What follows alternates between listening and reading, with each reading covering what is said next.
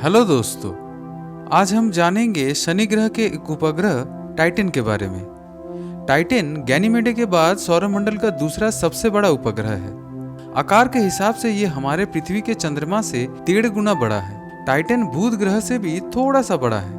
मूलतः वायुमंडल में नाइट्रोजन के उपस्थिति की वजह से टाइटन के ऊपर मीथेन एवं ईथन का बादल बन जाता है और इसके साथ ही नाइट्रोजन से भरा धुंध का पर्दा भी दिखाई देता है। -179.5 डिग्री सेल्सियस जैसा हड्डी जमा देने वाला ठंड के कारण वहां इंसान तो पहुंच नहीं पाया, लेकिन शनि ग्रह के अन्य उपग्रहों में से सबसे पहला और सौरमंडल में छठा सबसे पहला खोज किया गया उपग्रह बन गया है टाइटन। तो इसी उपग्रह से जुड़े कुछ खास बातें आज आप जानने वाले हैं। फिलहाल तो शुरू करने से पहले हमारा एक रिक्वेस्ट आपको रखना ही होगा। जो इस चैनल पर नए आए हैं वो इस चैनल को सब्सक्राइब करके अगले वीडियोस के नोटिफिकेशन के लिए बगल वाले बेल बटन को जरूर प्रेस कर दीजिएगा।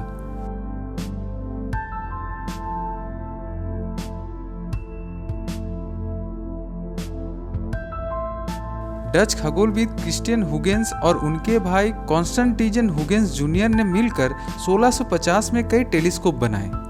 उन्हीं टेलीस्कोप में से एक का उपयोग करके क्रिस्टियन ने शनि ग्रह के उपग्रह टाइटन को 25 मार्च 1655 में खोज निकाला था।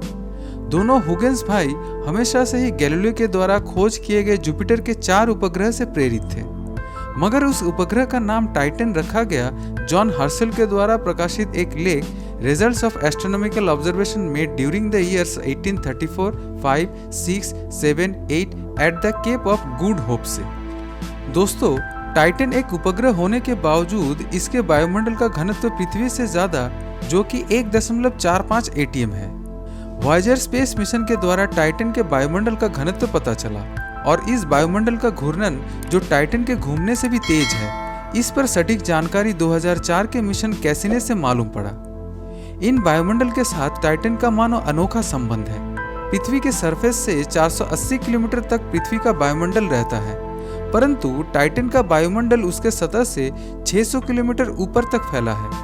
टाइटन और पृथ्वी के वायुमंडल में नाइट्रोजन का मात्रा पाया जाता है और टाइटन के वायुमंडल में इस नाइट्रोजन का मात्रा 97% है एवं इसके साथ मीथेन और हाइड्रोजन भी यहाँ के वायुमंडल में पाए गए हैं। फ्रेंड्स, आप सुनकर हैरान होंगे कि टाइटन का आकार हमेशा एक नहीं रहता, कभी छोटा तो कभी बड़ा हो जाता है। जी हाँ दोस्तों, टाइटन शनि ग्रह के चारों ओर घूमने के दौरान एक चक्कर लगाते ही 10 मीटर तक बड़ा हो जाता है। कैसिनी अपने फ्लाईबाइज के दौरान कई बार इस तरीके का निरीक्षण किया, जिसके बाद ही वैज्ञानिक इस नतीजे पे पहुंच पाए। एपिसोड के शुरू में ही हम आपको बताए थे कि टाइटन एक अजीबोगरीब उपग्रह है जिसमें अनेक रहस्य छिपे हैं और इसी राजों को कुछ हद तक खोला गया है वॉयेजर 1, वॉयेजर 2 और कैसिनी मिशंस के द्वारा।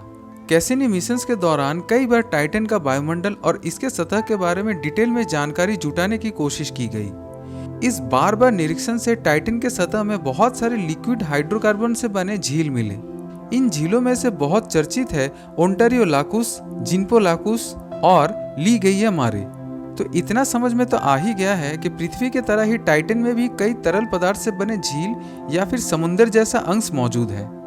अब आते हैं टाइटन के चक्कर लगाने से जुड़े कुछ बातों पर। दोस्तों, हमारे पृथ्वी के उपग्रह चंद्रमा के जैसे ही टाइटन शनि ग्रह से टाइडली लॉक्ड है। इसके कारण शनि ग्रह के सतह से टाइटन का हमेशा एक ही तरफ का सतह दिखाई देता है। पृथ्वी के चारों ओर चंद्रमा को चक्कर लगाने के लिए करीब 24 घंटे का समय लगता है, परंतु 5149.46 किलोमीटर व्यास वाला टाइटन शनि ग्रह से 12 लाख किलोमीटर से भी ज्यादा दूरी में रहते हुए शनि ग्रह का एक चक्कर काटने के लिए 15 दिन और 22 घंटे का समय लगाता है। आपने इससे पहले देखा होगा कि मंगल ग्रह में धरती से भी ऊंचा पर्वत मिला है, लेकिन टाइटन में केस थोड़ा सा उल्टा है। टाइटन में जो धरती का हिस्सा है वो पृथ्वी के मुकाबले ज्यादा सख्त होता है। बर्फ से बना टाइटन का सतह पृथ्वी के जैसा तह पहाड़ मतलब हिमालय जैसा पर्वत नहीं बना सकता।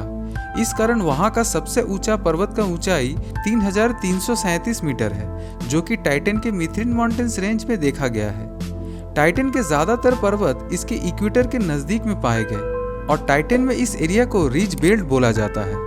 इसके उपरांत वहां पे और भी मजेदार बर्फ से बने ज्वालामुखियों का अनुमान मिला है, लेकिन सटीक प्रमाण मिलने के लिए और भी टाइम लग सकता है। दोस्तों, एक मजे की बात आपको बताता हूँ। टाइटन में जितने भी पर्वत मिले उनमें से ज्यादातर का नाम मिडिल अर्थ नाम का एक फिक्शनल किताब पे आधारित है। J.R.R. टॉल्कियन द्वारा लिखे गए प्रकाशन में पर्वत के अनुसार इनका नाम दिया गया, जिनमें से आंगमार मॉन्स, एरोबर मॉन्स एवं मोरिया मॉन्स विख्यात हैं। इन चित्रों को देखकर आपको लग रहा होगा कि ये एरिया बालू का बना स्तूप है, परंतु ये असल में चट्टानों से बना इलाका है, जो कि लिक्विड मीथेन के बरसात के कारण धीरे धीरे घिस कर इस प्रकार का इलाका बन गया है।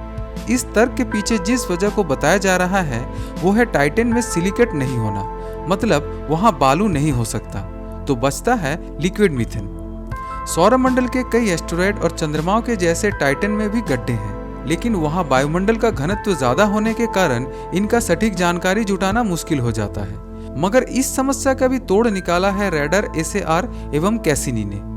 440 किलोमीटर चौड़ा 2 रिंग वाला मिनर्वा क्रेटर्स उन कई इम्पैक्ट क्रेटर में से ही एक है, जिसको कैसिनी के इमेजिंग साइंस सब सिस्टम ने ढूंढ निकाला है। इस एपिसोड के अंत में आके एक और इन्फॉर्मेशन आपके साथ शेयर करता हूँ। दोस्तों, टाइटन में क्या हमारे पृथ्वी जैसा ही मानव बस्ती बसा है, या फिर भविष्य में वहाँ मानव बस्ती बस सकता है? अगर बनेगा तो फिर कैसे?